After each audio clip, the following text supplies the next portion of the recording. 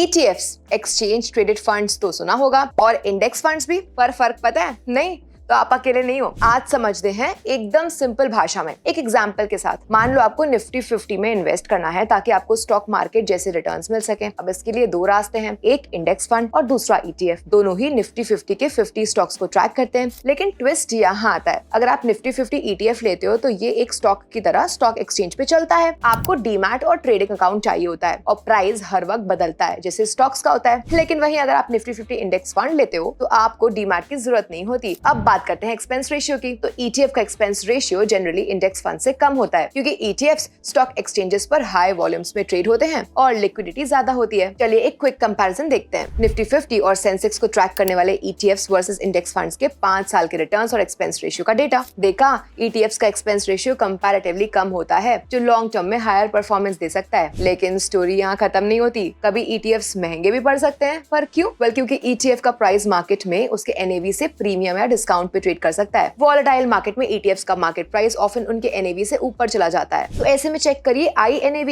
Indicative NAV, जो ETF के real time NAV का एस्टिमेट होता है और ये ट्रेडिंग डे के दौरान रेगुलर अपडेट होता है। अब अगर ETF का मार्केट प्राइस INAV से ज्यादा है तो आप ओवरपे कर रहे हो। आप ETF के INAV NSE या AMC वेबसाइट्स पे चेक कर सकते हो। याद रहे, ETFs या इंडेक्स फंड्स सिर्फ स्टॉक्स नहीं बल्कि गोल्ड, सिल्वर, फॉरेन स्टॉक्स भी ट्रैक करते हैं, लेकिन इनका रिटर्न हमेशा अंडरलाइंग एसेट के बराबर नहीं होता, क्योंकि बीच में आते हैं expense ratio, tracking difference, tracking error और इम्पैक्ट कॉस्ट।